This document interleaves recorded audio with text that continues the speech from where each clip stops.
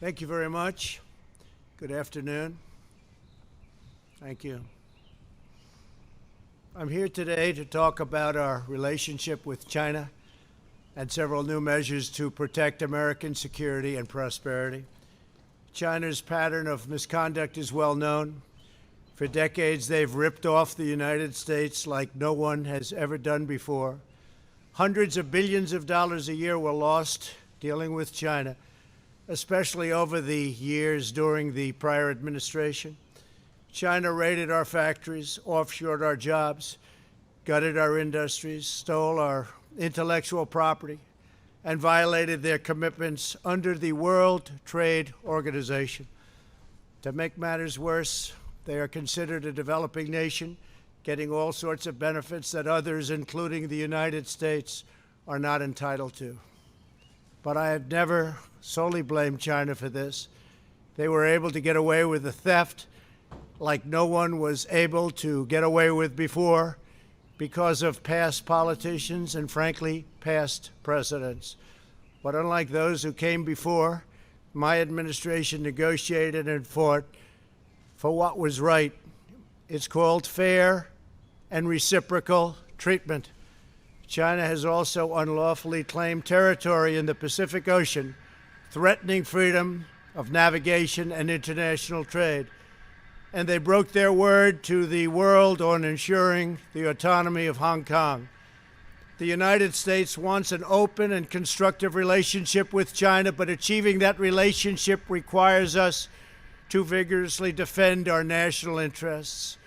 The Chinese government has continually violated its promises to us and so many other nations. These plain facts cannot be overlooked or swept aside. The world is now suffering as a result of the malfeasance of the Chinese government. China's cover-up of the Wuhan virus allowed the disease to spread all over the world, instigating a global pandemic that has cost more than 100,000 American lives and over 1 million lives worldwide. Chinese officials ignored their reporting obligations to the World Health Organization and pressured the World Health Organization to mislead the world when the virus was first discovered by Chinese authorities. Countless lives have been taken and profound economic hardship has been inflicted all around the globe.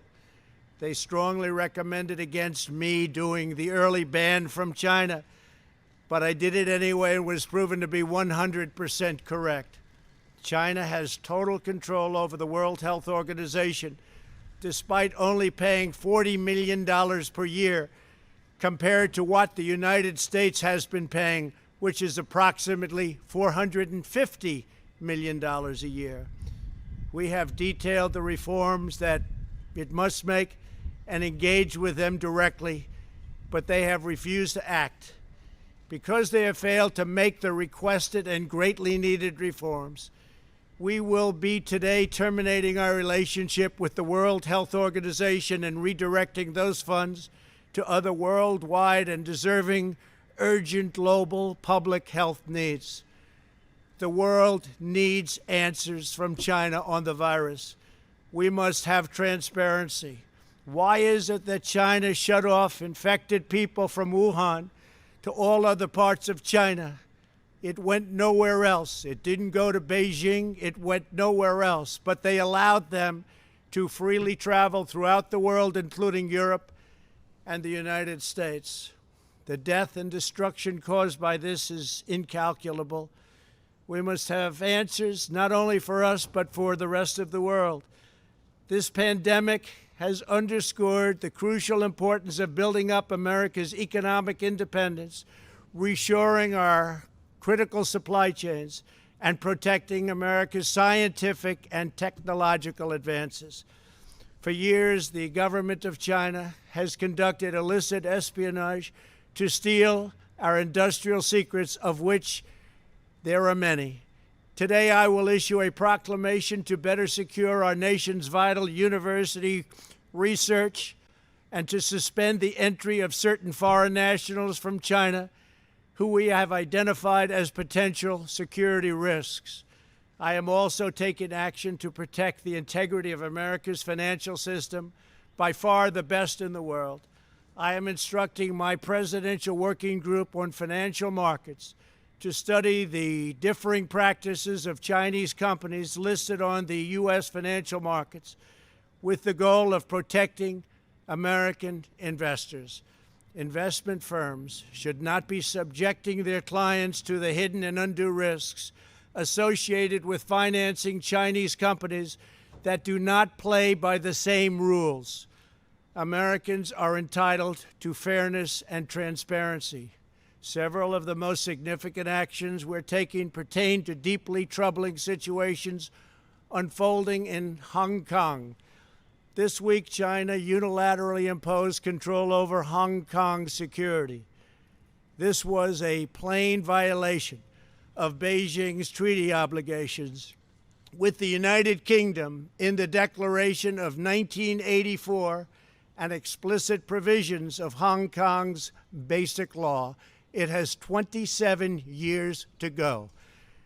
The Chinese government's move against Hong Kong is the latest in a series of measures that are diminishing the city's long-standing and very proud status. This is a tragedy for the people of Hong Kong, the people of China, and indeed the people of the world. China claims it is protecting national security. But the truth is that Hong Kong was secure and prosperous as a free society. Beijing's decision reverses all of that. It extends the reach of China's invasive state security apparatus into what was formerly a bastion of liberty. China's latest incursion, along with other recent developments that degraded the territory's freedoms, makes clear that Hong Kong is no longer sufficiently autonomous to warrant the special treatment that we have afforded the territory since the handover.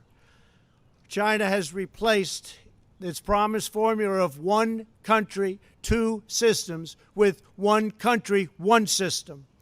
Therefore, I am directing my administration to begin the process of eliminating policy exemptions that give Hong Kong different and special treatment.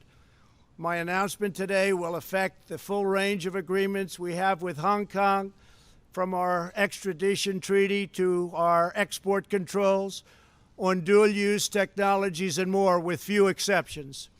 We will be revising the State Department's travel advisory for Hong Kong to reflect the increased danger of surveillance and punishment by the Chinese state security apparatus. We will take action to revoke Hong Kong's preferential treatment as a separate customs and travel territory from the rest of China. The United States will also take necessary steps to sanction PRC and Hong Kong officials directly or indirectly involved in eroding Hong Kong's autonomy and just, if you take a look, absolutely smothering Hong Kong's freedom. Our actions will be strong. Our actions will be meaningful. More than 2 decades ago, on a rainy night in 1997, British soldiers lowered the Union flag and Chinese soldiers raised the Chinese flag in Hong Kong. The people of Hong Kong felt simultaneously proud of their Chinese heritage and their unique Hong Kong identity. The people of Hong Kong hoped that in the years and decades to come, China would increasingly come to resemble its most radiant and dynamic city. The rest of the world was electrified by a sense of optimism that Hong Kong was a glimpse into China's future, not that Hong Kong would grow into a reflection of China's past. In every decision, I will continue to proudly defend and protect the workers, families, and citizens of the United States of America. Thank you very much. Thank you.